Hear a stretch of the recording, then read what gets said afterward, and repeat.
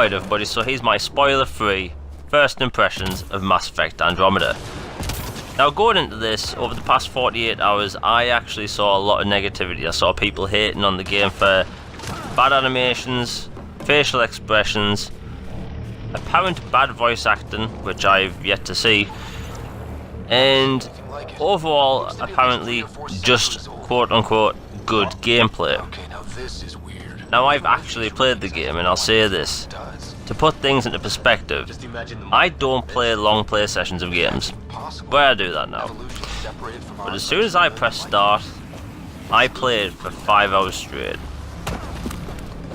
4 hours 57 minutes to be exact, but I spent 5 hours playing Mass Effect Andromeda.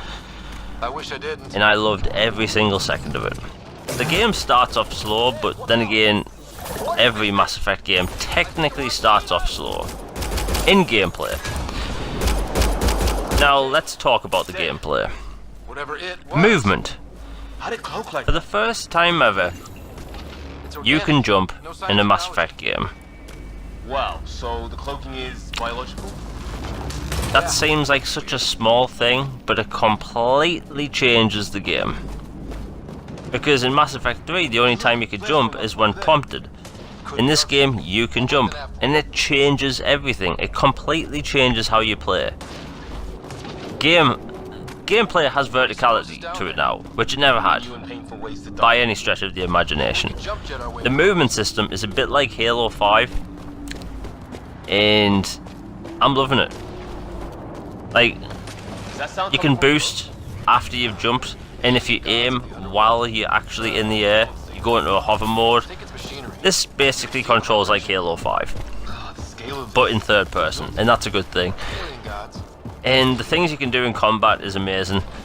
Now, if you've played any previous Mass Effect game quite a lot, like me, you'll have noticed that adjusting to the controls is a bit difficult because it controls how you would think most games would control now, but the Mass Effect trilogy didn't control like every other game. Sprint is now on the left stick rather than the A button. Again, small thing, but completely changes it.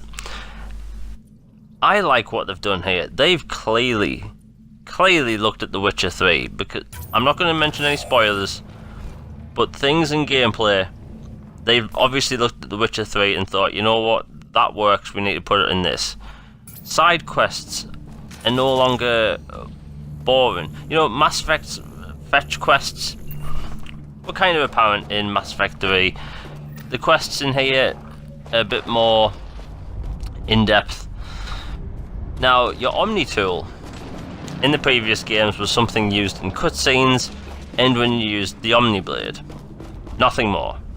You couldn't use it for what it was actually intended for. The Omni tool is essentially a tricorder, and in this game you can actually use it as such. You can scan the environment, and when you scan certain objects you get points which you can spend when you're on the Nexus. The hub in this game is actually pretty big. Not as big as the Citadel, but still pretty big. And when I was playing this game, I was honestly shocked at how big the open areas are. Because the first Mass Effect game had a lot of planets that were just completely empty and maybe had one or two structures on them.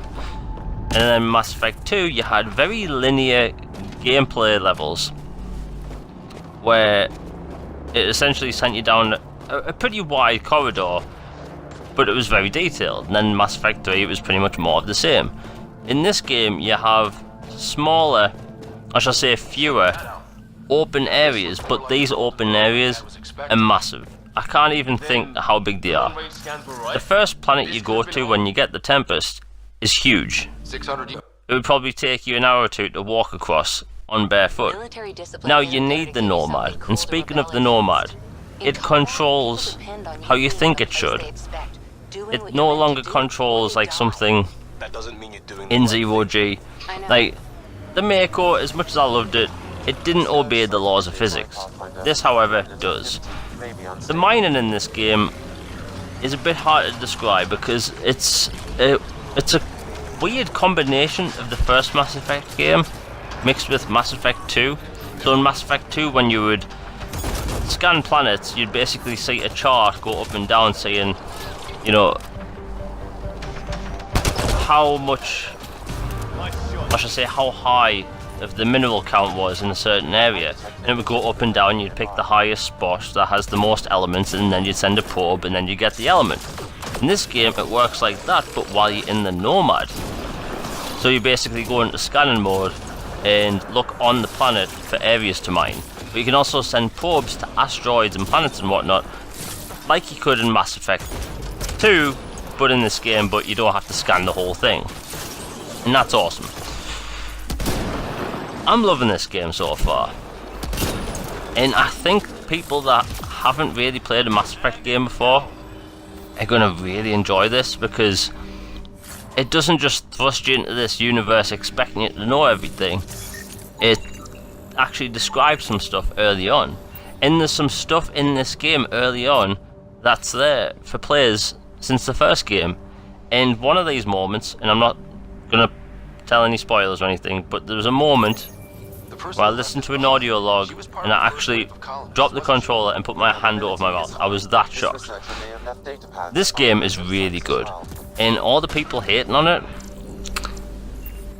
it, all the people that gave Fallout 4 perfect scores, and Fallout 4 has some of the worst animations I've ever seen in any game. Great game, but it got a pass. A lot of games got a pass for what people are saying about this game. Now when it comes to animations and facial animations, I haven't actually had any of those problems other than one cutscene. Other than that, it's actually been pretty good. I'm really enjoying this game. Now, they had to move to a new engine for this game. It still is a Mass Effect game, and that was a thing a lot of people worried about, like, is it a Mass Effect game? It is. It's still a Mass Effect game. Now let's talk about the multiplayer. The multiplayer is almost exactly like Mass Effect 3, but a lot better, and that's a good thing, because with the movement system, it's just great.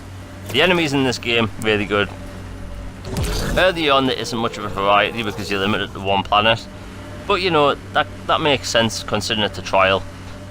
And before I go, I just want to talk about some of the smaller things that I actually think are really good in this game. Now you have the codex, which is back, but it isn't as good as Mass Effect 1 through 3 because that was actually voiced. You have a crafting system now, a crafting system that's actually really good. And this game is basically like the first Mass Effect game with even more RPG elements. And I freaking love it. This game has a lot to offer, and a lot to offer early on. I'm 5 hours into this game, and I don't want to put the controller down, but unfortunately my trial is almost up, and let's face it, the game comes out next week. I'll get it, it's going to be a blast. Anyway, if you enjoyed the video, hit like and subscribe, hit that bell for notifications. I'm out, have a good weekend, and also, happy St. Patrick's Day. Imagine leaving all the craziness on the Nexus to be the